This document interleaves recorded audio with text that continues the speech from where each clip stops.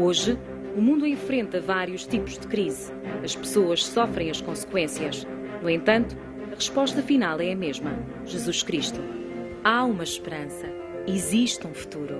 Minha Esperança, projeto das Igrejas Evangélicas Portuguesas, com o apoio da Associação Evangelística Billy Graham, é simples, mas poderosa e eficaz.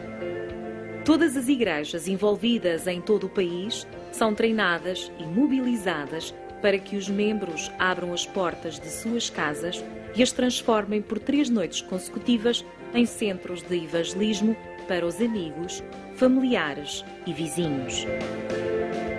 Ao longo das 3 noites, serão transmitidos em todo o país programas de televisão produzidos localmente em que uma parte relevante da mensagem é de salvação e de vida nova em Cristo. Os anfitriões oram durante semanas e meses pelos convidados e, quando o programa terminar, irão partilhar o seu testemunho e convidar para receber Jesus Cristo. As igrejas participantes recebem orientação, formação e materiais de apoio para alcançar os melhores resultados em cada uma das suas casas. Os novos convertidos vão para as igrejas das casas que os acolheram. Desta forma, quanto mais semeiam, mais colhem. Os resultados mundiais da Minha Esperança são impressionantes. Mais de 9 milhões aceitaram Jesus Cristo. Mais de 4 milhões de famílias foram treinadas. Mais de 280 mil igrejas parceiras. Em mais de 50 países. 1 a 2 novos convertidos por lar. Em Portugal, esperamos algo semelhante. Uma oportunidade única para a sua igreja. Não fique de fora. Participe. Há esperança para Portugal. Amém? Há esperança para Portugal? Alguns acreditam? Há esperança para Portugal? Não ande tão grande desespero, não ande tanta tristeza, não ande tantas más notícias, não ande tanto aperto do cinto. Há esperança em Jesus Cristo para a nossa nação. Ele é o caminho, a verdade e a vida. Em nenhum outro há salvação. Não há outro nome dado entre os homens pelo qual possamos ser salvos. Eu não sei se os irmãos têm o vosso folheto de Mateus convosco. Quem é que tem o folheto de Mateus? Ele anda sempre aqui na minha Bíblia com a lista dos nomes que eu estou a orar para convidar em dezembro para estes programas, porque eu quero que os meus vizinhos, familiares, os meus primos que estão na lista que não têm Jesus, possam ser convidados para um jantar de família e nós possamos partilhar a Cristo. Estamos muito entusiasmados lá na nossa igreja, eu, na minha família, para desenvolver o projeto Minha Esperança Portugal. Eu sei que as igrejas, a igreja aqui em Portimão e congregações já estão envolvidas no projeto. Irmãos, tudo depende de uma grande mobilização que está a ocorrer em todo o país. Todas as igrejas evangélicas, desde as mais conservadoras, desde as igrejas mais tradicionais, como a denominação dos irmãos, passando pelos batistas, Assembleia, igrejas da Fraternal, todos estamos unidos para fazer um grande esforço, uma mobilização de oração pela nossa nação. E eu creio que 2011 vai terminar de uma forma diferente, mas depende de nós nos envolvermos neste projeto. Então, nesta tarde, eu vou culminar nesta conferência missionária sobre como nós sermos crentes a 3 dimensões. Eu trago aqui uns óculos que eu vou tentar pôr. Eu, quando estava ali à espera da hora do culto, passei ali ao Jumbo e estava ali uma senhora e um marido à frente de uma televisão com os óculos na cabeça a tentarem ver as imagens a 3 dimensões no ecrã. E há muita gente que nos seus lares compraram estes televisores e têm que ter óculos, e estão na sala todos de óculos escuros, a olhar para a televisão para ver as coisas mais em profundidade. Porque agora já não chega a ver em 2 dimensões, mas é possível, com o auxílio destes óculos, para que as cores possam simular profundidade, possam simular outra dimensão, envolvimento. Pois bem, a nossa sociedade mais do que nunca vive relacionamentos a 2 dimensões. O que é que eu quero dizer com isto?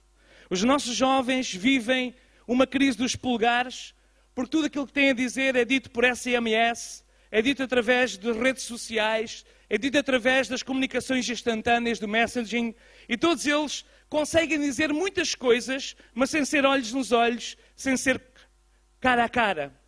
Mas como cristãos, nós não podemos viver relacionamentos a 2 dimensões. Nós temos que ver cada pessoa em profundidade. nós temos que ter o olhar de Jesus. E ele não precisava de óculos a 3 dimensões para, quando no meio de uma multidão, ele conseguia ver uma pessoa lá atrás que estava a passar grandes dificuldades e que estava encurvada há 18 anos e precisava do toque das suas mãos para endireitar a sua vida. Ele não precisava de óculos para ver uma mulher da vida, quando se sentava ao seu lado num poço para retirar água e para lhe poder transmitir uma paz e uma esperança ao seu coração. Ele não precisava de óculos a 3 dimensões para perceber o coração de alguém que ia ter de noite com ele, desesperado porque, apesar de toda a sua religiosidade, ele não tinha a paz e a alegria e o gozo que havia naqueles que seguiam a Cristo. Ele não precisava de óculos para perceber quando alguém no meio da multidão tocava nas suas vestes e era instantaneamente sarada da fonte do seu mal. Então, como cristãos, nós precisamos não de ser cristãos a 2 dimensões, mas cristãos crentes 3D. Já deixei aqui os óculos. Claro que isto era apenas uma alegoria, os óculos não servem de nada. Mas eu quero que cada um de nós possa se tornar num crente a 3 dimensões. Então, nesta tarde, eu vou-vos dar algumas chaves para nós sermos crentes a 3 dimensões. Muito bem, todos nós sabemos que os sinais da vinda de Jesus são bastante claros. Já falei sobre isso ontem. Jesus está às portas. Os terremotos, os tsunamis, a imoralidade são sinais claros que antevêm a vinda de Jesus Cristo. Todos nós temos familiares, amigos, colegas de trabalho que amamos e que gostaríamos de tê-los connosco um dia na eternidade. Não podemos viver os nossos dias como se Jesus tardasse. Não podemos viver dia a dia como se não houvesse eternidade. Não podemos viver para o material e ignorar o espiritual. Numa sociedade em crise como a nossa sociedade, a Igreja continua no mundo com um propósito bem definido: ser sal e luz.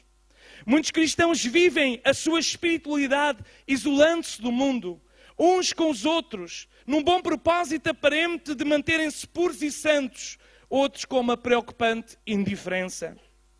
Infelizmente, quer um quer outro estão errados, pois a ideia de convento, como falávamos ontem, não vem de Cristo. Isolarmos no nosso dia-a-dia entre a casa, emprego e igreja, casa, emprego e igreja, não faz parte dos planos de Deus. Então eu vou-vos apresentar um estudo da Willow Creek Church. Um estudo que é bastante claro acerca daquilo que está acontecendo nas igrejas a nível mundial.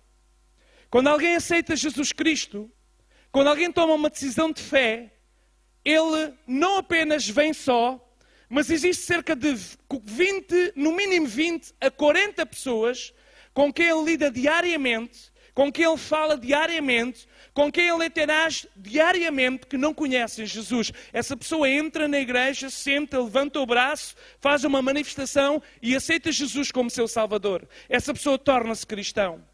O que vai acontecer é que, à medida que ele vai caminhando na fé, ele vai se envolvendo nas atividades da igreja, na sua nova família cristã, nas atividades, nos eventos, e vai se isolando cada vez mais da esfera que ele tinha à sua volta, dessa comunidade de gente íntima com quem ele partilhava a mesa, com quem ele se sentava e conversava, que não tinham Cristo. Então, no segundo ano, segundo este estudo, a maior parte das pessoas que tinham interagiam com cerca de 20 pessoas diariamente, no segundo ano de crente, porque está a frequentar uma classe de discipulado, porque está envolvido já nas atividades da igreja, vai a todos os cultos, ao domingo tem tempo para estar na igreja e deixou de contactar com os seus amigos, o número de pessoas com quem se relaciona fica entre os 15 e 10 pessoas no segundo ano de cristão. Quando chega ao terceiro ano de crente, esse número baixa para cerca de 8 pessoas. Para além da família, ele já não convive diariamente, a não ser com 8 pessoas, mais ou menos, é a média internacional de pessoas que não têm Jesus. À medida que ele caminha na sua caminhada cristã, chega ao quarto ano de crente, ele já só tem 5, 6 pessoas com quem ainda tem intimidade. Pessoas que não têm Cristo, pessoas que não têm os mesmos valores, mas que ele está a partilhar e está a viver diariamente na sua interação com eles. Quando chega ao 6º, 7º ano, esse grupo passa para 2, 3 pessoas, para além da família, com quem ele se relaciona. E o estudo diz que a partir do 8º ano, A maior parte dos cristãos das igrejas evangélicas a nível internacional não tem amigos descrentes. Não tem pessoas com quem come à mesa, com quem pode visitar a qualquer hora, com quem pode estar, a não ser as pessoas da igreja e da sua esfera que ele encontrou dentro da igreja. E isto é extremamente preocupante, porque uma das coisas que nós sabemos claramente, como a gênese do movimento das Assembleias de Deus, é que cada pessoa que aceitava Cristo numa aldeia, num monte, ou mesmo numa cidade onde estava a trabalhar, a sua primeira preocupação era regressar para os seus familiares e partilhar Cristo. E começavam-se igrejas em casas, algumas em lugares bem remotos, em fazendas, em lugares, começavam-se a ir pontos de pregação, porque havia uma sede de partilhar o Evangelho com aqueles que eles conheceram a vida toda, e uma preocupação com as suas almas, uma preocupação com a sua eternidade, não tendo eles Deus. Então havia uma preocupação enorme por falar de Jesus a essas pessoas. Mas o que acontece é que nós vamos ouvindo a mensagem, vamos deixando Cristo transformar e não queremos mais nos sentar com pessoas que bebem demais, não queremos mais nos sentar com pessoas que têm palavras torpes, não queremos mais nos sentar à mesa com pessoas que têm outros valores, não mais vamos assistir a alguma coisa conjuntamente com eles e nos fechamos na nossa esfera da igreja, e isso está a matar o crescimento da igreja. Porque a ideia de Jesus Cristo não foi para nós nos isolarmos do mundo. A oração de Jesus pelos discípulos em João 17 foi bem clara. Pai, eu não o peço que os tires do mundo, mas que os livres do mal. Se a ideia do Senhor Jesus Cristo fosse que quando nós aceitamos a Cristo como nosso Salvador fôssemos automaticamente arrebatados, então quando alguma pessoa aceitava Jesus, ela desaparecia. E não havia ninguém na igreja, a não ser alguns que ainda estavam perdidos, como falávamos ontem, ou hoje de manhã, já não sei, dentro da mesma casa. Não havia ninguém. Mas faz parte do plano de Jesus Cristo que a igreja esteja, interaja com os seus colegas de trabalho, com os seus vizinhos, com os seus familiares que não têm Cristo. Interaja marcando a diferença, mais do que palavras, vivendo um cristianismo autêntico e mostrando Cristo com a sua vida e com o seu viver. Aparentemente parece um bom cenário que todos os crentes apenas comam conjuntamente uns com os outros. Apenas se sentam à mesa com os seus irmãos em Cristo. Apenas tenham saídas ao campo e à praia com os seus colegas de grupos de jovens. Parece aparentemente muito bom, mas isso se torna preocupante no ponto de vista do crescimento da igreja. Nós devemos estar no mundo não para fazer o que eles fazem, mas para marcar a diferença, acendendo a nossa luz.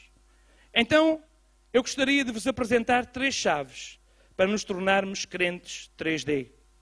Vivemos dias de relacionamentos 2D. Relacionamentos por telefone, palavras breves, por distância. As novas gerações vivem os seus relacionamentos através das redes sociais, SMS, e são incapazes de olhar para os olhos daqueles que estão perto. É por isso que os consultórios dos psicólogos hoje enchem-se. E as pessoas pagam para serem escutados. As pessoas pagam para alguém possa ouvir o desabafo do seu coração. As pessoas pagam para que uma técnica ou um técnico possa ouvir aqueles que outrora no passado compartilhavam com o vizinho, compartilhavam com alguém próximo, mas hoje não conseguem compartilhar com ninguém. As taxas de suicídio disparam. Estávamos a falar isso à hora do almoço, quando estávamos juntos a almoçar com a caravela. E estávamos ali à mesa e ele estava a dizer que aqui, no Algarve, existe uma preocupante taxa de suicídio entre a adolescência e os jovens. Estávamos a falar sobre algumas razões, a tentar encontrar razões. E existe isto mesmo, relacionamentos 2D. Pois mais do que nunca nós temos que entender que Deus nos deu mãos para nós tocarmos, braços para nós abraçarmos, olhos para nós olharmos e corpos para nós nos aproximarmos de pessoas. Então a primeira chave. Como ser um crente 3D. O primeiro D é desenvolver amizades. Meus amados, eu quero-vos desafiar como igreja. Evangelismo só é eficaz quando nos interessamos pelas pessoas. Nós não podemos dizer a uma pessoa, toma um folheto, Deus abençoa a sua vida. A não ser que essa pessoa tenha sido preparada pela dor ou pelo Espírito Santo, nada irá acontecer. Ela irá amassar o folheto, colocar no lixo mais próximo e não vai ler sequer. Agora, quando nós temos um amigo que está a passar dificuldades e nós nos sentamos ao seu lado para ouvir as suas desilusões, os seus traumas, as suas preocupações, e nós damos o nosso ouvido e desenvolvemos uma amizade, nós nos tornamos potenciais evangelistas dessa pessoa com quem nós temos acesso e que o pastor não tem acesso, e que a liderança da igreja não tem acesso, mas nós temos acesso porque somos seus amigos. Então o primeiro D, para sermos crentes 3D, é desenvolver amizades. Jesus deu-nos o exemplo de parar, o exemplo de ter tempo para ouvir, o exemplo de mostrar interesse pelo próximo, fosse ele um príncipe da sinagoga ou uma mulher da vida junto a um poço de Jacó. Ele deu-nos o exemplo de se preocupar. Podes passar? Então vamos nos centrar neste versículo. João 17,15. Podes passar? Não peço que os tires do mundo, e sim que os guardes do mal. A oração de Jesus era muito clara.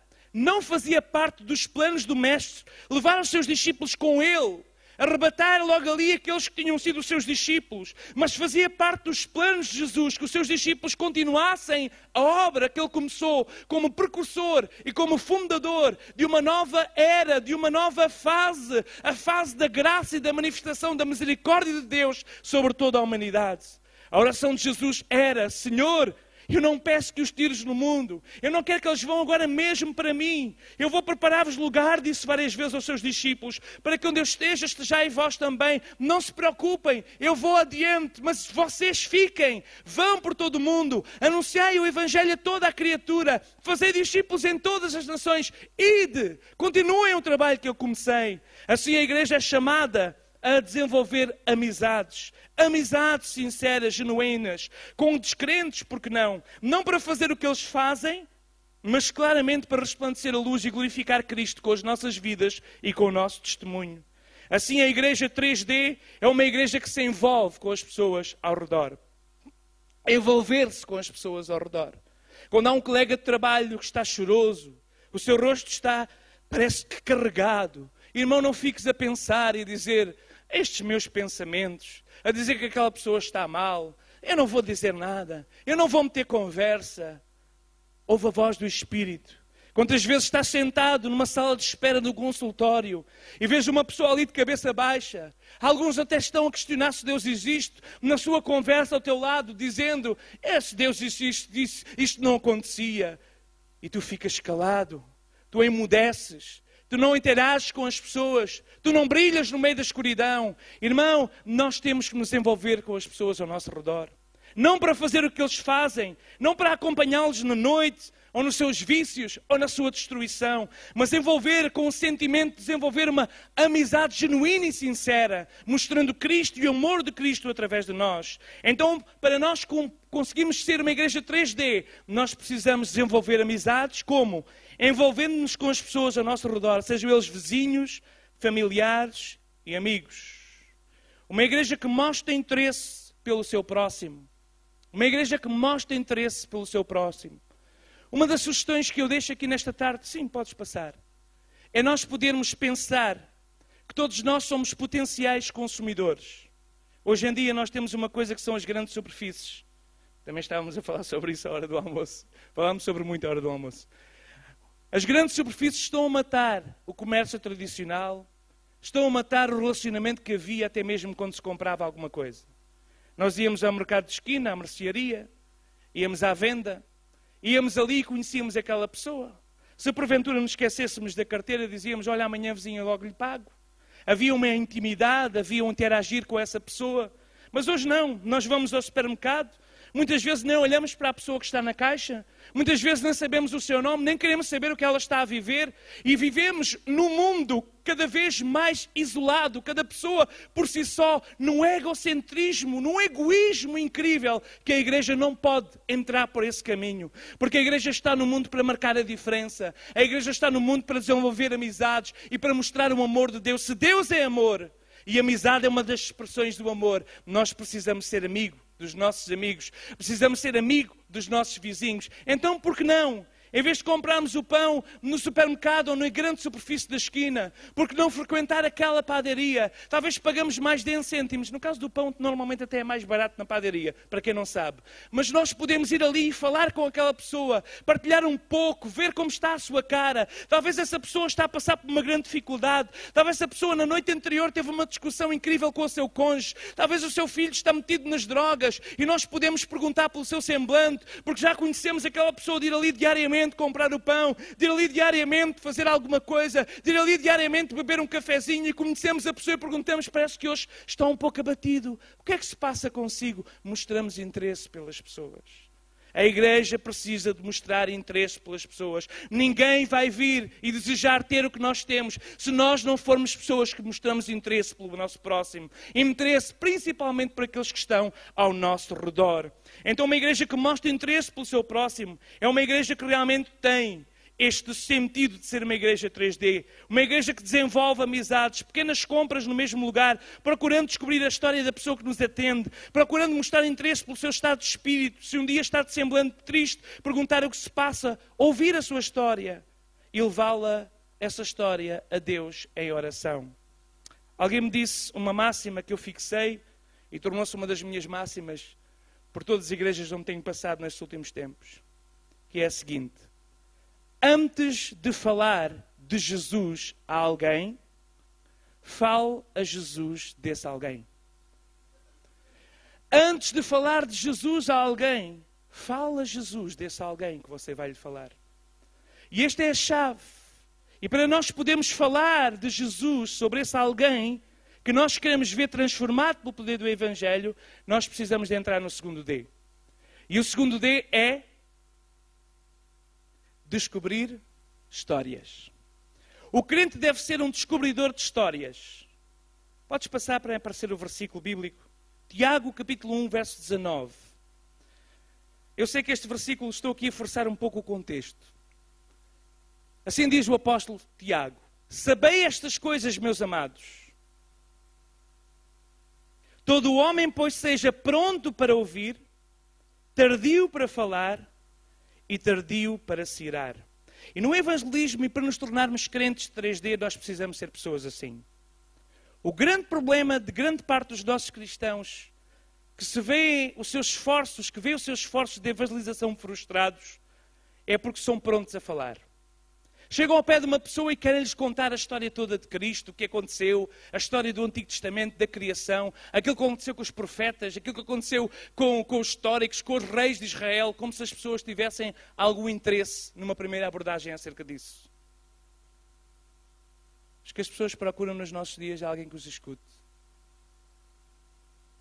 É alguém que possa ouvir o seu clamor. É alguém que possa ter um ouvido pronto a ouvir. Alguém que possa ser de confiança. Que não seja incontinente quando lhe contam alguma confidência.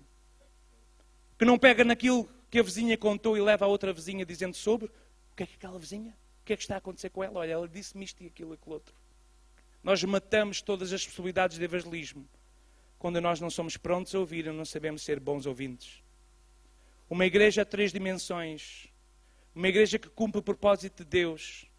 Uma igreja que vai mais profundo para além do 2D e vê a alma, o coração e a esfera abrangente do ser humano. É uma igreja que descobre histórias. E para descobrir histórias, nós precisamos, antes de compartilhar a nossa própria história, antes de compartilhar a história redentora de Cristo, nós precisamos de descobrir a história dessa pessoa. Eu tenho reparado que muitos crentes visitam as nossas atividades e saem sem entender o que se disse, pois a nossa linguagem evangélica é estranha para muitos deles. Tenho reparado que muitas pessoas se abordam de nós, gostam da nossa postura, da nossa alegria, mas quando nós começamos a descarregar toda a teologia que temos, eles se afastam e rotulam-nos como fanáticos, como pessoas com uma religião estranha e deixam de se querer envolver connosco. Um cristão 3D é um cristão que descobre histórias. E antes de falar de Jesus, antes de contar o seu próprio testemunho, ele começa a levar o testemunho dessa pessoa a Jesus para que Jesus comece a transformar a sua vida. Ele descobre aquilo que ela está a passar, o que está a acontecer com os seus filhos, o que está a acontecer com a sua situação. Ele consegue ter intimidade para conhecer alguns assuntos íntimos. E em vez de contar à vizinha da frente, ele conta apenas a Deus em oração aquilo que está a passar com esse vizinho.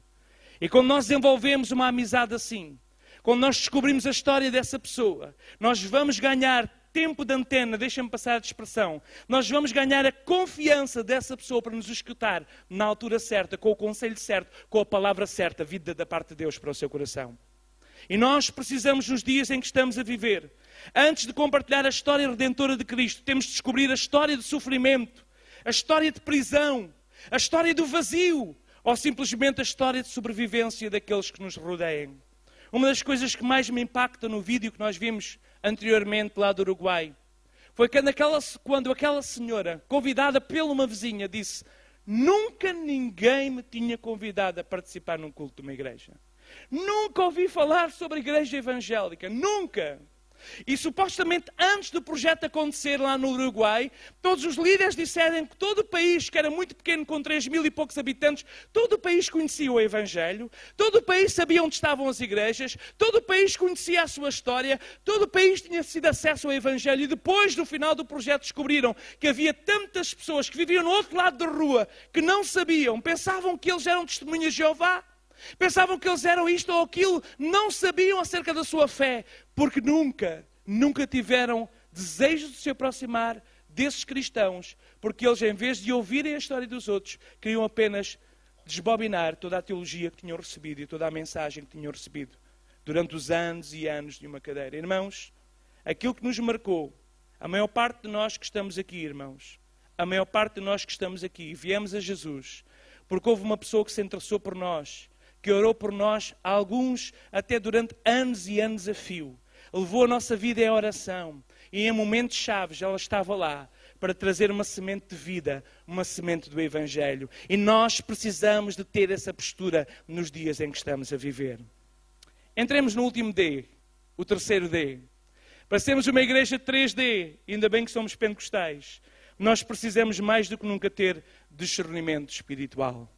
Nós precisamos entender quando as pessoas às vezes se levantam contra nós, quando as pessoas às vezes combatem contra nós, quando as pessoas às vezes parece que se levantam por causa só da nossa postura, só da nossa forma de estar. Muitas vezes não são elas, mas é aquilo que está manobrando a sua vida. Porque se nós formos a imaginar e se conseguíssemos ver o cenário espiritual, eu às vezes imagino as pessoas na rua como fantoches ou marionetas nas mãos do inimigo. Nas mãos do inimigo eles caminham na rua, elas viram-nos o rosto, elas não querem saber de nós e não percebemos que não são elas, mas é o Espírito que tenta dominar essa vila, essa cidade e essa rua, que tenta impedir que nós cheguemos até elas. Quando nós mudámos para Évora, recordo-me claramente, foi uma nova experiência. Durante anos eu tenho trabalhado no interior, como missionário, em pequenas comunidades. As pessoas são muito simpáticas, não querem ir à igreja, mas são simpáticas, recebem-nos bem, cumprimentem-nos. E quando eu cheguei a Évora, eu fui residir na Tapada do Ramalho, que é um bairro que há alguns anos era um bairro considerado assim de bancários, enfermeiros, médicos. Portanto, um bairro de classe média alta. Agora, claro, é um bairro já bastante envelhecido, onde estão mais idosos. E quando nós chegámos ali, uma das coisas que reparamos é que ninguém nos dava o bom dia, ninguém falava connosco, as pessoas parece que fechavam em casa quando nós saímos à rua, ou viravam o rosto quando nós passávamos na rua. Muitas vezes eu dizia bom dia e não recebia nada em troca. E eu percebi claramente que nós precisávamos de orar e combater aquele espírito que havia ali naquela rua. E nós entendemos que havia uma pressão imensa devido à idolatria, devido a tantas coisas, devido ao próprio agnosticismo e a própria indiferença das pessoas para com as coisas do Evangelho. As pessoas não queriam saber e sabiam que nós éramos pessoas evangélicas, então se afastavam de nós. Eu dou graças a Deus que ao fim de 1 ano e meio, eu já conheço o nome dos meus vizinhos, já falo com eles, já abordamos quando eles estão a passear o cão, quando vamos despejar o lixo, temos momentos de conversa e desenvolvemos amizade. Não foi fácil, mas nós percebemos que nós não temos que combater contra a carne, contra o sangue.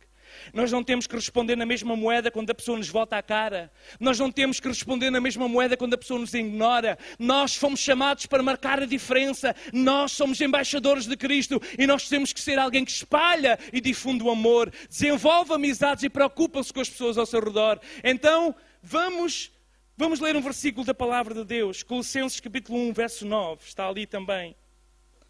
Quando Paulo ouviu falar acerca da fé que havia em Colossos, acerca da atitude que eles tinham, uma atitude realmente interessante, uma atitude preocupada. Ele teve uma preocupação, uma santa preocupação. Ele diz assim: por essa razão, também nós, desde o dia em que ouvimos que eles tinham convertido ao Evangelho, não cessamos de orar por vós. E qual foi o pedido desta equipa apostólica? E de pedir que transbordeis de pleno conhecimento da sua verdade, da sua vontade, em toda a sabedoria e entendimento espiritual. Irmãos, nós estamos a viver dias em que nós precisamos mais do que nunca de entendimento espiritual. Entendimento espiritual para entender os tempos. Entendimento espiritual para entender o que está a passar na nossa nação. Entendimento espiritual para entender o que está a passar dentro da nossa própria casa. Entendimento espiritual. Nós, há algum tempo atrás, é verdade que os nossos pais espirituais, parece que às vezes nós até os criticávamos e dizíamos que eles viam demónios em tudo. E hoje na igreja não vê demónios em lado nenhum. Se antes alguns viam demónios em tudo, hoje não se vê demónios em lado nenhum. Mas eles continuam aí, a dominar, a aprisionar, a destruir vidas. E nós precisamos de estar bastante bem atentos e entender que a nossa luta não é contra a carne nem contra o sangue, mas contra os principados, potestades do mal que estão a subjugar estas vilas, estas cidades e as vidas das pessoas com quem nós relacionamos. Nós precisamos entender, igreja, que existe seres espirituais que estão a cegar o entendimento dos incrédulos para que eles não se resplandeçam à luz do Evangelho e não entendem o que está a acontecer. Nós precisamos de entender, de ver que mesmo aqui, muitas vezes, quando nós estamos a ouvir Deus falar connosco, vem a pressão demoníaca a tentar arrancar essa palavra do nosso coração. Tentar a dizer, lá está o pastor a exagerar. Lá está aquela pessoa a fazer drama. Lá está aquela pessoa a ser assim ou assado. E a julgarmos a pessoa e não percebemos que Deus está a tentar falar connosco. Mas ao mesmo tempo há um ser que tenta arrancar tudo aquilo que está a ser semeado no nosso coração. Para que nós possamos sair daquela porta e não levemos nada para a nossa casa. Nós precisamos entender que durante o nosso lar, como tantas vezes a nossa esposa diz uma palavra, parece que essa palavra foi pegada e arremessada por um demónio assim de uma forma para que ela se torne como uma arma de arremesso. Não havia intenção nela falar dessa forma, não havia intenção nele reagir daquela forma, mas o inimigo está interessado que os casais façam luta um com o outro, para que haja um desânimo, para que haja guerra dentro dos lares. Nós precisamos entender que nós, como filhos de Deus, estamos sujeitos ao maior ataque do maligno para acabar com a nossa fé, para acabar com a nossa espiritualidade. Nós precisamos entender que esses são tempos da igreja voltar a orar, a jejuar e a buscar a face do Senhor e a receber a autoridade espiritual para marcar a diferença numa geração materialista e numa geração que não tem Deus. Nós precisamos entender que estes são os dias em que as igrejas verdadeiramente espirituais vão crescer e se multiplicar. E as igrejas religiosas vão apenas crescer biologicamente e muitas delas nem isso conseguem. Nós precisamos entender. Foi isso que Paulo tinha a preocupação com a igreja em Colossos. A sua grande preocupação é, quando nós ouvimos falar acerca da vossa fé, quando nós percebemos que vocês tinham entregue o vosso coração de uma forma genuína a Cristo, a nossa maior preocupação foi, Senhor, por favor, fala-lhes entender qual é a pleno conhecimento da tua vontade, onde é que eles têm que estar. Meus amados, nós hoje fazemos compras e não consultamos Deus. Nós hoje aceitamos empregos e não consultamos Deus. Nós hoje tomamos decisões e não consultamos Deus. Alguns vão para um namoro, para um casamento e não consultam Deus e depois dizem a coisa não funcionou. Porque nós vivemos dias sem consultar Deus. O povo de Israel cresceu, venceu os seus inimigos, porque antes de qualquer batalha eles consultavam Deus. Antes de qualquer batalha eles consultavam Deus. E a certa altura existe uma passagem incrível, em que realmente vem lá Israel, o reino do norte, e chama Judá e diz, venham juntar-se a nós à luta. E o rei de Judá disse, mas não há porventura aqui um profeta para nós consultarmos Deus? E ele disse, nós temos aqui muitos profetas. E vieram uma série de profetas e todos disseram, vocês vão ter vitória, estejam à vontade, vão, a vitória é vossa. E o rei disse, está a ver? Os profetas dizem que vamos ter vitória. Mas aquele rei, que conhecia muito bem a expressão, as palavras e a unção, disse, mas não há aqui sequer um profeta de Deus, não há aqui outro profeta. E então lembraram-se de um profeta. Diziam, olha, esse profeta vem aqui, mas nós não gostamos muito da sua conversa. Nós não gostamos muito da sua conversa. É que ele fala coisas que não convêm. E quando ele chegou ali, ele disse, se vocês subirem, vocês vão ser derrotados. E diz que naquela hora aquele profeta levou nem sei que expressão usar. Levou um tapa, isso é brasileiro, vamos lá português de Portugal. Levou uma bufetada, obrigado pastor. Levou uma bufetada tão grande na boca por aquelas palavras que ele disse. Que nem sabe de onde é que veio. Muito obrigado. E nós estamos a viver dias assim. Há muitas igrejas que chamam os seus profetas pelo telefone e pela internet. E vêm os profetas para cima do púlpito e dizem, você vai ter uma vida maravilhosa. Você vai ter prosperidade na sua vida. O seu casamento vai ser um maior sucesso. Deus vai abençoar o seu negócio. E as pessoas, que bom, que maravilha. Porque é isso que eles querem ouvir. Estes são os dias em que nós vivemos. Em que as pessoas amontoam doutores possam ensinar e pregar aquilo que eles querem ouvir. Mas nós ainda queremos na igreja do Senhor que o Senhor fale, que o Senhor nos incomode, que o Senhor possa ser inconveniente a nós, mas conveniente a Ele, no momento certo. Nós queremos que Ele fale connosco. Nós queremos que Ele mexa connosco.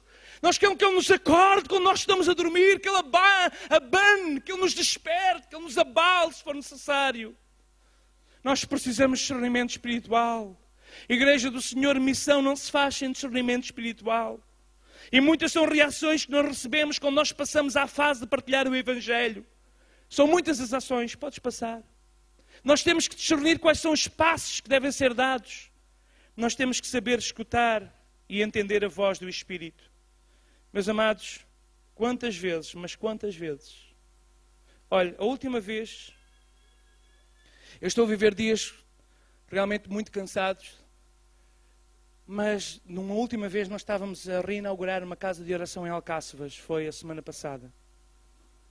E o pastor Eliseu, que trabalha comigo, disse, Josué, vem lá, pregas tu. Eu tinha acabado de vir de uma viagem, tinha pregado já em tantas igrejas, e disse, então mas tu aqui és o pastor local, prega tu. Não, pregas tu. Eu, ok, está bem. Então chegámos lá, estávamos na rua a fazer aquele culto, e de repente no meio da mensagem sobre o amor de Deus, Deus me fala acerca de uma pessoa que estava ali dentro de uma casa, atrás de uma janela, que nós não víamos, sobre os seus pensamentos e aquilo que ela estava a passar. Eu fiquei em luta dentro de mim, porque às vezes quando nós estamos cansados fisicamente, parece que nós damos mais ouvidos ao cansaço do que ao Espírito. E fiquei em luta dentro de mim. Mas naquele momento eu disse aquilo que o Espírito me estava a dizer para dizer. Eu falei. E sabem, todos os irmãos voltaram para trás, à espera de ver a pessoa. Eu não sei o que é que eles pensaram. Pensaram, o que é que o pastor está a dizer agora? O que é que lhe deu na cabeça agora de falar sobre uma pessoa que está numa janela dentro de uma sala e que está a passar por isso, e que está a passar por esta solidão, por este momento e que Deus a ama. Mas quem é a pessoa? Olharam para trás. E eu fiquei assim, Senhor, será que isto foi um pensamento meu? E fiquei na dúvida. Parece que já devia ter aprendido, mas fiquei na dúvida. Eu digo, Senhor, mostra-me realmente que eu não estava a dizer coisas da minha chaminé, como costumamos dizer, mas alguma coisa que veio de Ti. E passado poucos instantes, eu sentei-me na cadeira e olhei para aquela casa que Deus me tinha mostrado. E abre-se a janela e uma senhora sai para fora, com o semblante como alguém que tinha realmente de ser tocada por Deus, e ficou a olhar para nós, e nós tivemos a oportunidade de ministrar aquela vida. Nós precisamos de discernimento espiritual. Irmão, existem dons do Espírito Santo que não estão a ser usados. Dons incríveis que são ferramentas poderosas. Hoje em dia, existem nas nossas cidades tantos mestres, tantos bruxos, oferecendo tudo o que as pessoas querem saber. No para-brisas do meu carro não há quase semana nenhuma que lá no parque de estacionamento em Évora não haja um novo mago, um novo bruxo que ponha um pequeno papel branco com letras negras e ali está a dizer que tem problemas de infidelidade sexual, financeira, blá blá blá, uma grande lista de problemas, e as pessoas vão encontrar naquela lista um problema que seja o delas. Venha consultar este mestre que veio de África. E há tantas pessoas que estão a procurar essas pessoas. Quando nós temos ferramentas espirituais, Quantas vezes Deus nos está a revelar coisas sobre a pessoa que está sentada à nossa frente e nós começamos a pensar, será que isto é um pensamento meu? E nós deixamos de ouvir o Espírito. Irmãos, se nós queremos ser uma igreja a 3D, aqui é quase o 4D, porque entra no espiritual, nós podemos usar essa relação íntima que temos com o Espírito Santo para perguntar ao Espírito Santo o que é que se passa com essa pessoa. E no momento certo nós possamos dizer, para isso precisamos de buscar a Deus. Porque se é na carne pode destruir todo o trabalho.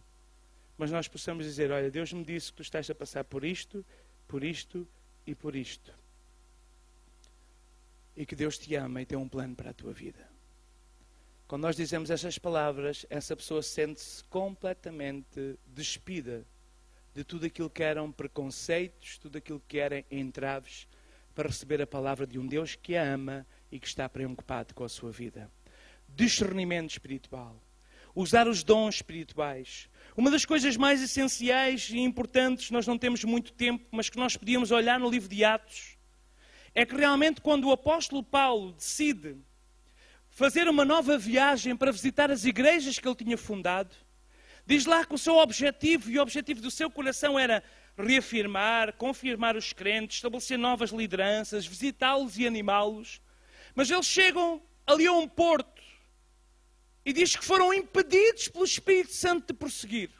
A versão Ferreira de Almeida diz mesmo que fomos impedidos pelo Espírito de prosseguir. Eles não percebiam, mas nada estava a dar certo. Nada. E Paulo, no seu desespero, à noite, Senhor, mas o que é que se passa? Mostra-me. E lhe aparece um homem de vestes macedónicas, da Europa, um europeu, que lhe aparece diante dele e diz, passa a Macedónia e ajuda-nos.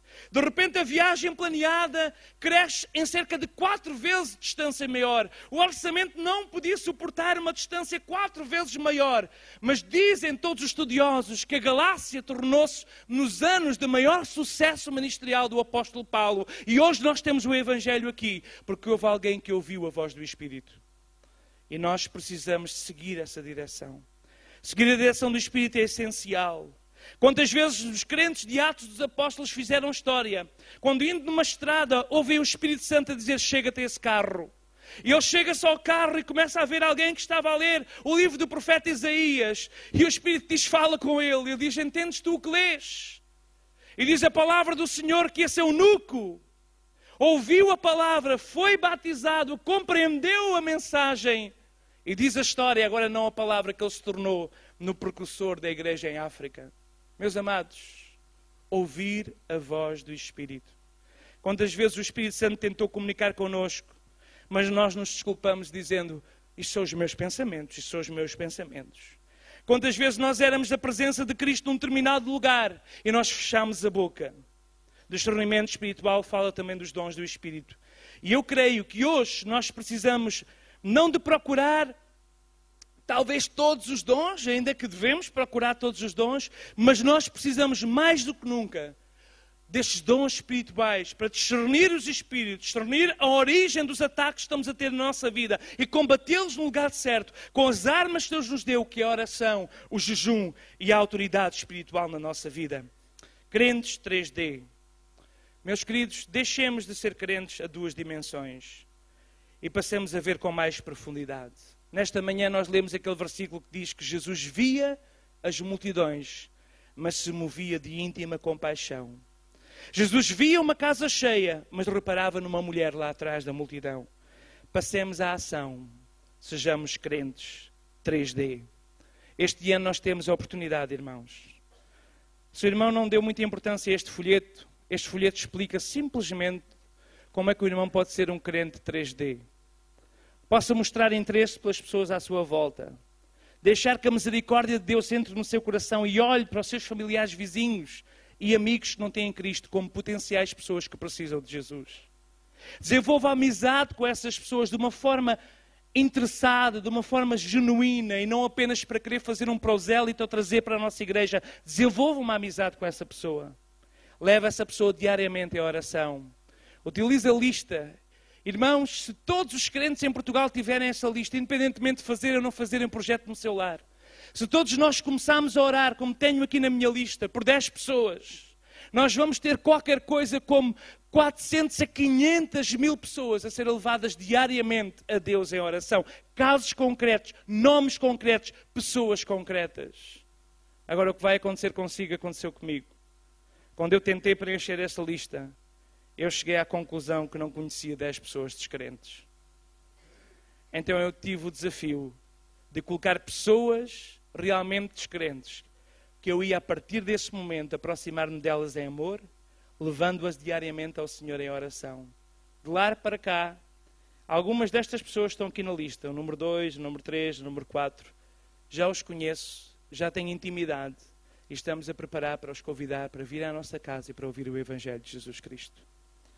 Uma pessoa do nosso escritório, do projeto Minha Esperança, ele escreveu uma lista de 10 pessoas. E os 2 primeiros nomes da sua lista eram um casal oriundo dos Açores, que tinham um pequeno negócio, um negócio no qual ele abasteciam, e iam-se lá abastecer várias vezes. E eles colocaram esses nomes na lista. Não tinham intimidade suficiente com essas pessoas, conheciam apenas o nome de uma delas, mas colocaram e começaram a orar. De repente perceberam-se que o dono do negócio já não estava lá, e perguntaram à senhora o que estava a passar. Parece que o seu marido não está aqui, passa-se alguma coisa? E ela disse: o meu marido está muito doente. Ah, sério? Mas o que é que se passa com ele? Olha, e ela começou a chorar e conta a situação do seu marido. E eles começaram a orar pelo marido e disseram àquela senhora: nós podemos visitá-lo ao hospital? Eles ficaram admirados porque não eram assim tão amigos para visitar o hospital. E eles foram visitar aquele homem ao hospital, num dia em que a esposa estava presente. Pediram autorização para fazer uma oração pelaquela pessoa. Fizeram uma oração pelaquela pessoa e os vizinhos do lado, que estavam na outra cama, também queriam oração. Fizeram oração pelaquela pessoa e pelas pessoas que ali estavam.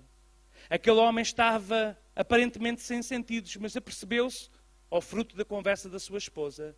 E quando ele estava a melhorar, fruto das orações, ele disse: a primeira coisa que eu quero fazer é conhecer essas pessoas. Entretanto, esse casal já os tinham convidado para a sua casa, para um grupo familiar de evangelismo que eles têm. E a senhora já tinha aceito Jesus como seu Salvador. Quando o homem saiu do hospital, ele foi a esse grupo familiar. E no primeiro culto de família que ele esteve presente, ele e as suas 2 filhas entregaram a sua vida a Jesus. E as pessoas da lista do nosso diretor nacional já desapareceram da lista de oração, porque já são crentes, envolvidos agora na igreja local.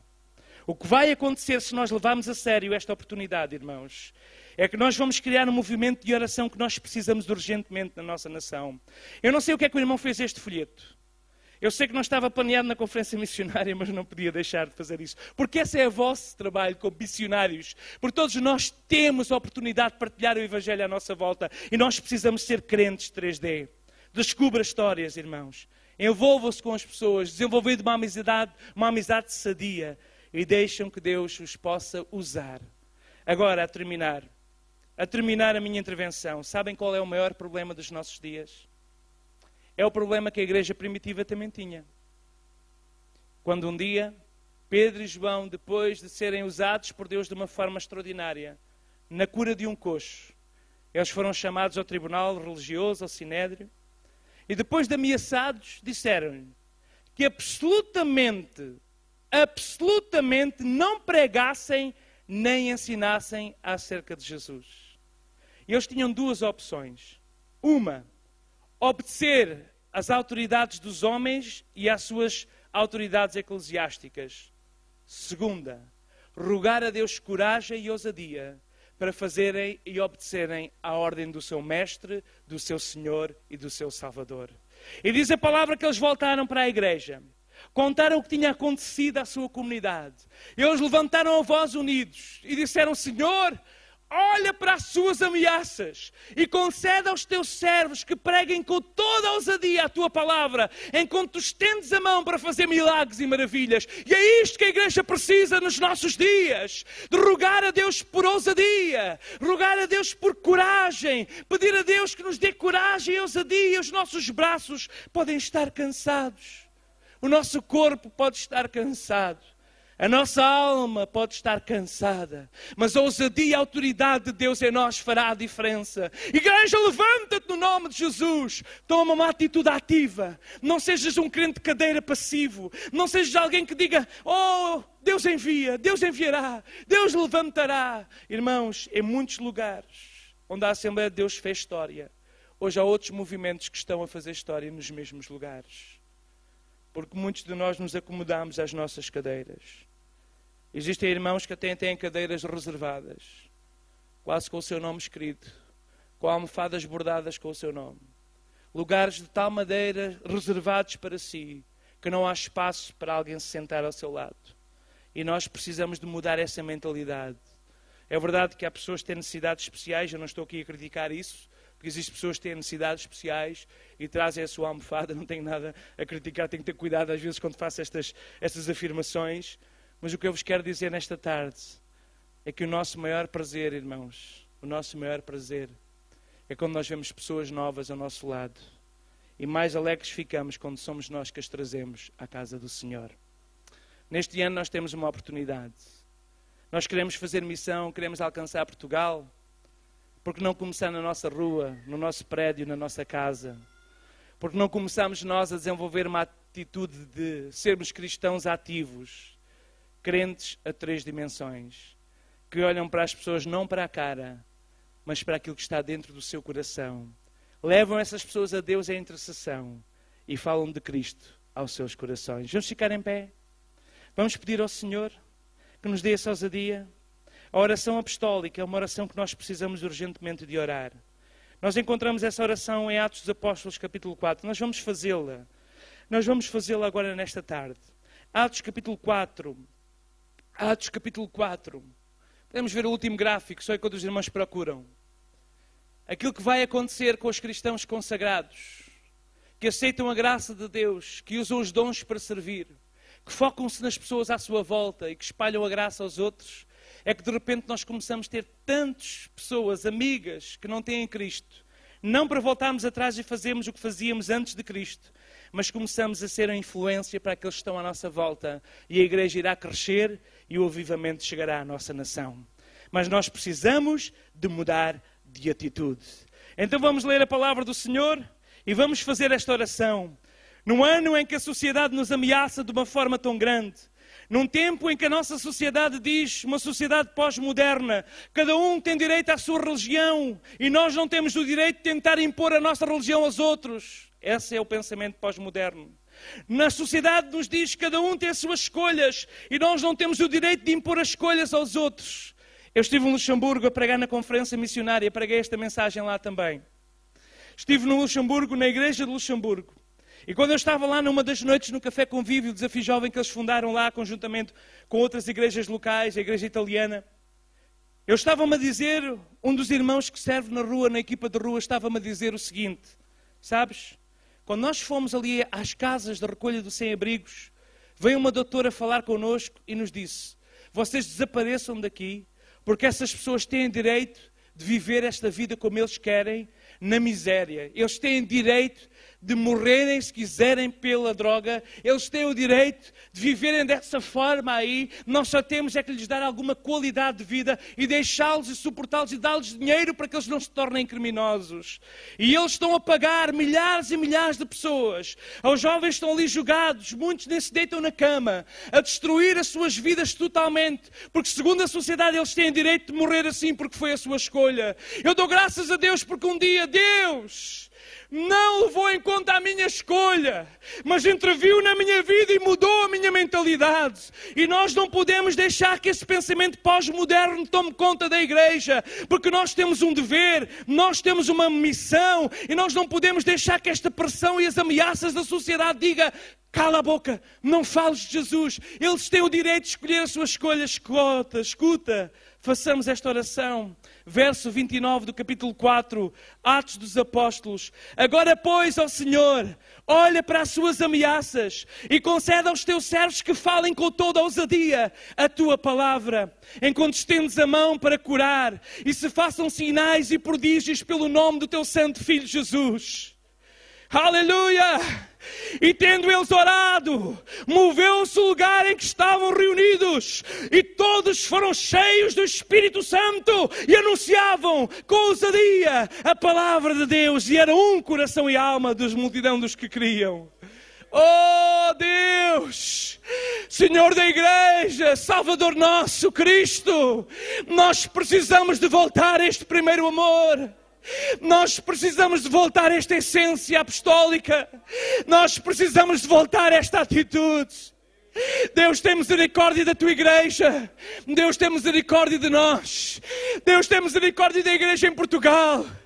Deus tem misericórdia do teu povo, que tem sido embriagado pelo conforto, tem sido embriagado pelo consumo, tem sido embriagado pelo conforto, tem sido embriagado pelo consumo, tem sido embriagado pelas ofertas de entretenimento, tem sido embriagado pelas coisas materiais, tem sido embriagado.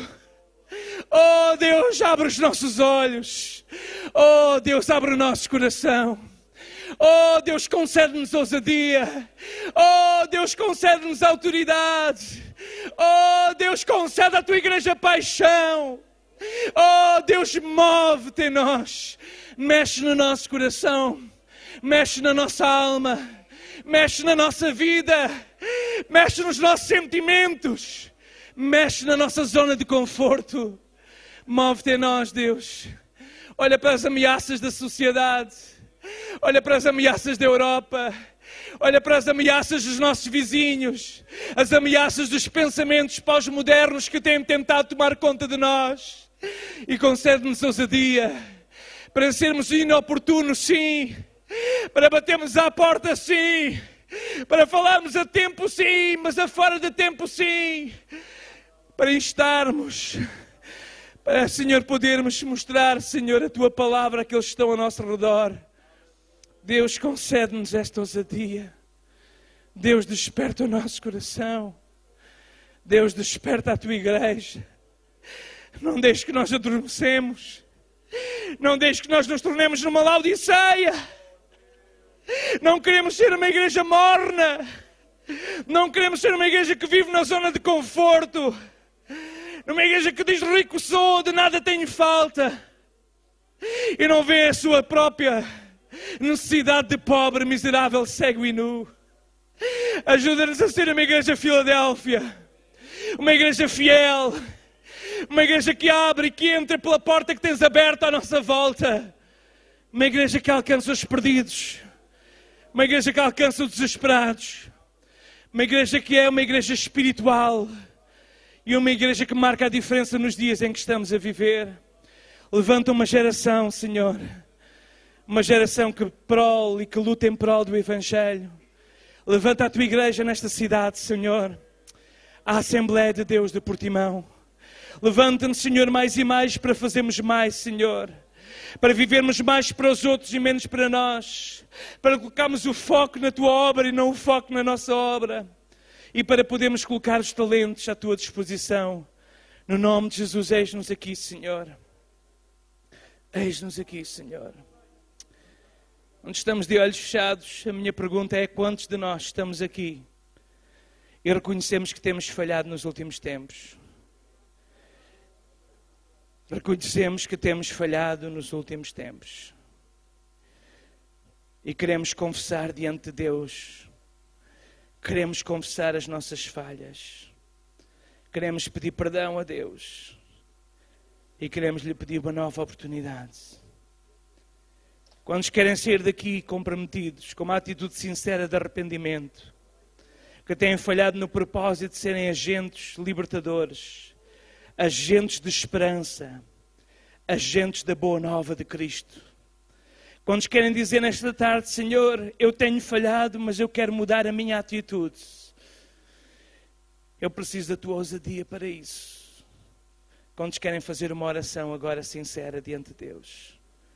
Levanta o braço no lugar onde estás. Fecha os teus olhos, não vamos olhar para quem está a levantar o braço. Estamos nós e Deus. Estamos nós e Deus. Estamos nós diante do trono de misericórdia, onde o nosso Senhor Jesus está em pé, as suas mãos levantadas, mãos que foram perfuradas por nossa causa, pés que foram perfurados por nossa causa.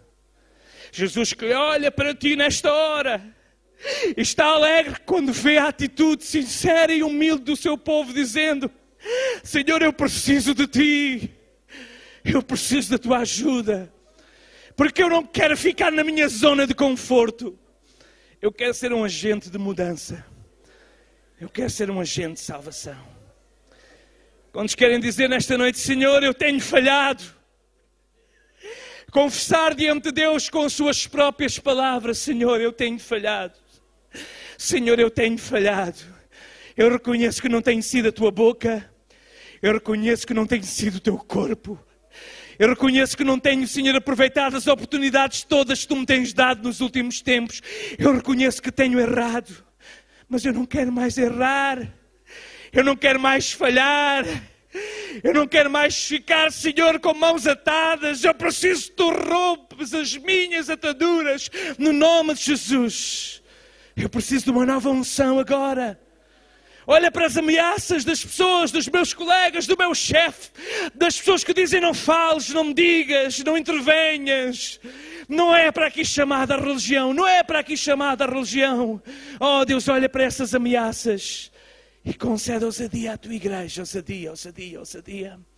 Uma unção de ousadia, Senhor.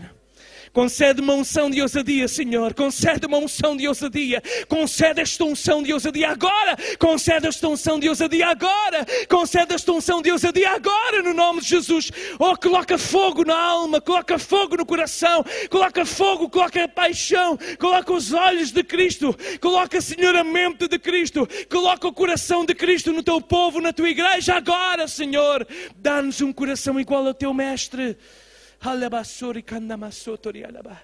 É no nome de Jesus que nós estamos diante de ti, Senhor. Nós te pedimos essa unção. Nós confessamos as nossas falhas, nós confessamos as nossas fraquezas. Nós te pedimos perdão e nós te pedimos uma nova atitude no nome de Jesus. No nome de Jesus, no nome de Jesus. Eis-me aqui, Senhor. Quantos querem dizer: eis-me aqui, Senhor? Eis-me aqui, Senhor. Aleluia. Isaías disse: ai de mim, que vivo no meio de um povo de impuros lábios. Ai de mim, que os meus olhos viram o Senhor. Mas o anjo voou até ele, tocou com a brasa viva e diz: os teus lábios estão purificados. Vai. Eis-me aqui, Senhor, envia-me a mim. Nesta conferência Deus está a chamar gente para ministérios criativos, para ministérios de alcance. Gente com paixão por freguesias, gente com paixão por bairros, gente com paixão por homens e mulheres, por pessoas. Gente que sente essa paixão. O Senhor está a falar, deixa o Senhor falar ao teu coração. Há quanto tempo tu não ouves a voz do Senhor? Há quanto tempo tu não paras para ouvir a sua voz? Há quanto tempo tu não ficas em silêncio e corres de um lado para o outro? E o Senhor à espera pelo momento em que tu fiques em silêncio para ouvir a tua voz. Há quanto tempo tu corres para fazer a tua oração devocional e fazes a correr essa oração e sais a correr da presença de Deus e Deus fica à espera de falar contigo, mas tu falaste tudo o que tinhas a falar, mas não ficaste para ouvir a sua voz. Há quanto tempo tu não ficaste quieto e quieta, simplesmente a deixar o Senhor falar contigo? Meu querido, Deus quer-te mostrar as pessoas que Ele tem preparado à tua volta e que estão prontas, com o coração preparado pela dor, pelo sofrimento, pela aflição, estão prontas. Tu dizes, ainda faltam meses para a ceifa, mas o Senhor diz, olha à tua volta, os campos estão brancos, será que tu não vês? Tu dizes, ainda falta tempo para a ceifa, mas o Senhor diz, olha à tua volta e vê esses campos prontos. Levanta os teus olhos e vê com os olhos de Cristo. Ser o ceifeiro da última hora.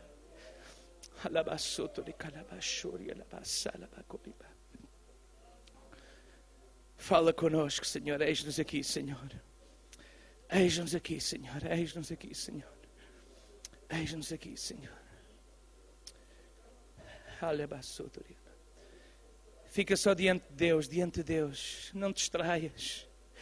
O inimigo está a procurar ocupar a tua mente, bombardear-te com tudo aquilo, com toda essa corrida frenética do teu dia-a-dia, todos esses pensamentos que correm na tua mente, como balas de um lado para o outro, de uma velocidade tão grande, e tu não tens tempo para Deus, porque no meio dessa confusão, Deus não consegue encontrar um espaço para sentar-se no teu coração e falar contigo amável e suavemente.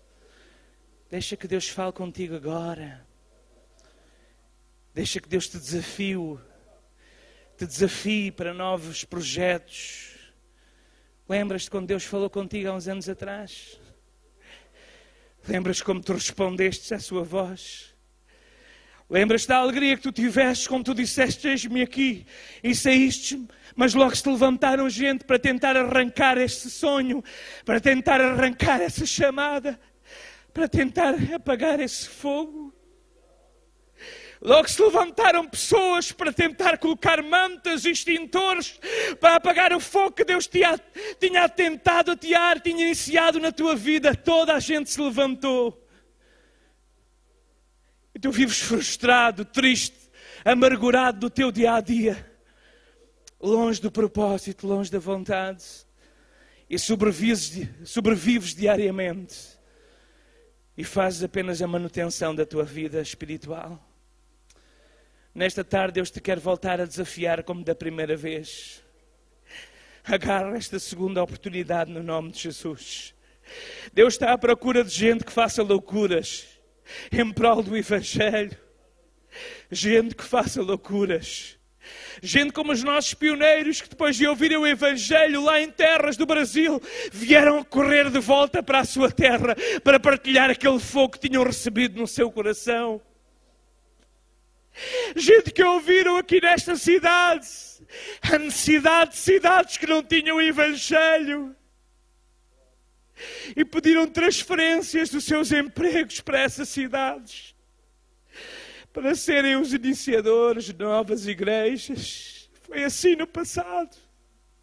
E esses foram os anos áureos da igreja pentecostal em Portugal. E Jesus pergunta: onde é que está a minha igreja? Parece que não o conheço. Onde é que está essa paixão? Onde é que está esse zelo? Onde é que estão essas lágrimas que corriam? Onde é que estão esses corações que sentiam? Onde é que estão? Onde é que estão? E nós dizemos: Senhor, estamos aqui debaixo de tanta coisa, mas estamos aqui. Debaixo de tanta coisa, mas continuamos aqui, Senhor. Tanta coisa se colocou acima de nós, tanta coisa tem tentado apagar esse fogo, tanta coisa tem tentado apagar esse zelo, mas nós continuamos aqui, Senhor. Nós continuamos aqui, Senhor. Então deixe que Deus remova dos teus olhos essa escama.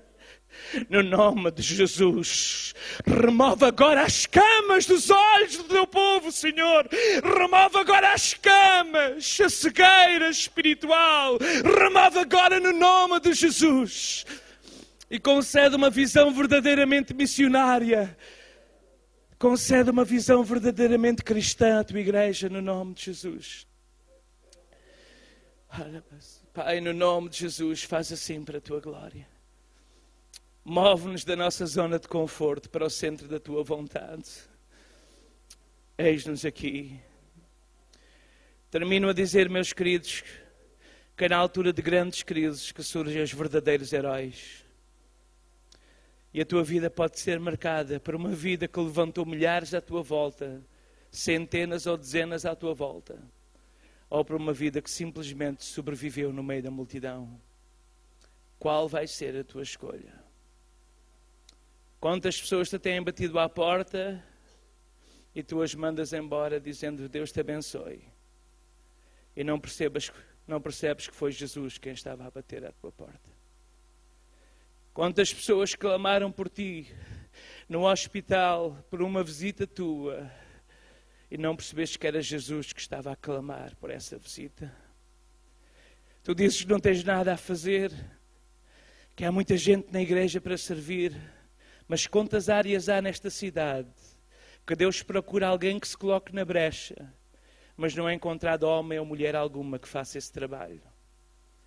Quantas pessoas sofrem aí nas ruas, nos hospitais, nos lares de idosos, pessoas que sofrem por uma visita amiga, por uma palavra, mas não há nenhum braço de Jesus que vá a esses lugares. Deixa que Deus fale ao teu coração. E sejamos igreja de Jesus Cristo. O meu desejo para vós e para mim é que nós sejamos crentes 3D. Deus abençoe.